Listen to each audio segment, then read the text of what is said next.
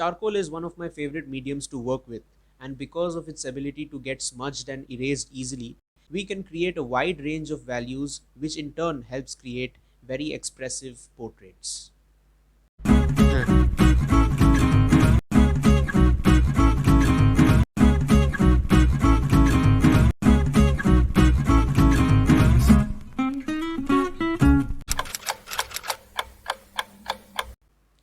Hello everyone, thanks for tuning in again.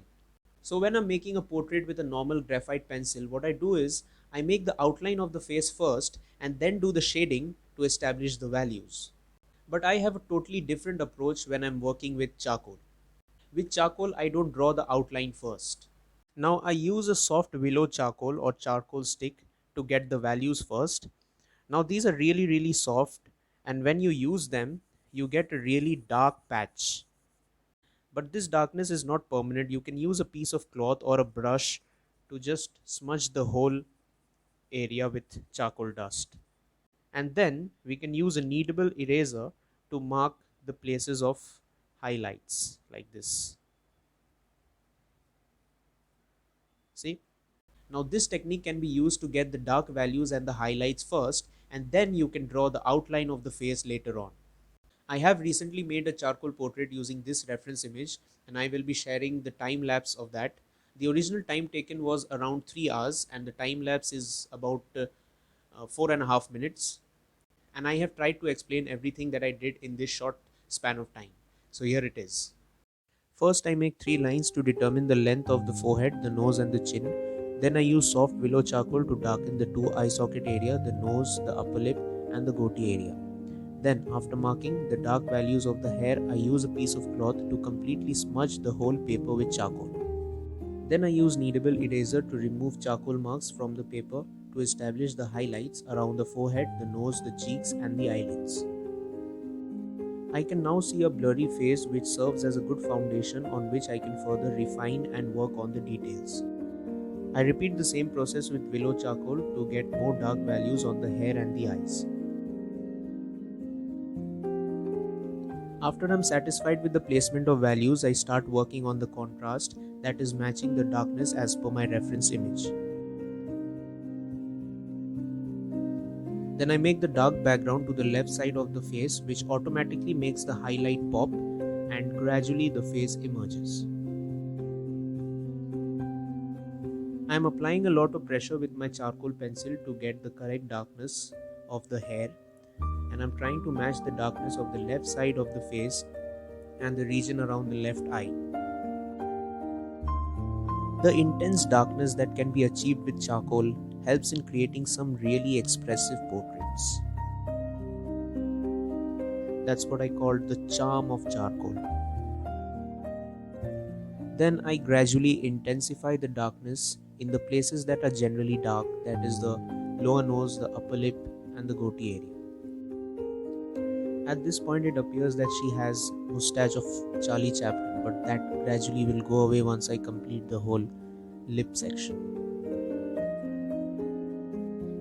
I am constantly checking the reference to make sure that I don't mess up the proportions. When I make portraits, I am zoned out and my brain continuously makes decisions at subconscious level, and that is why making portraits is like meditation for me. Then I work on the darkness around the neck area. I am also using paper stumps to blend and make the pencil strokes disappear, especially from the face. I let the pencil strokes stay on the hair and in the background. The overall value of the forehead, I can say, is bright if I compare it with the two dark eye sockets. But in the upper part of the forehead, that is just below the hairline, you can see a triangular area of highlight. Then there is a shaded region across the forehead, and then there is a line of highlight just above the eyebrows. And this alternate series of highlights and shaded regions define the complex shape of the forehead itself. Then I work to get the correct contrast in the right eye, and I leave small tiny lines of highlight that are created by the eyelids and the white part of the eyeball. This gives the illusion of detail. Now, charcoal cannot be used to make detailed and hyper-realistic artwork in such a small paper.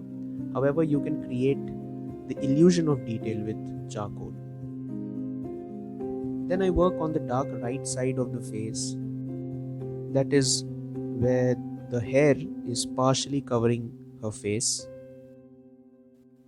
Then I add few finishing touches and a bit of final blending to complete the work. I am quite satisfied with how it turned out. So this is how I make charcoal portraits. I have a different approach whenever I work with charcoal. So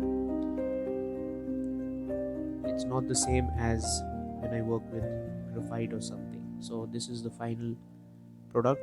I'm going to put my signature and that's it.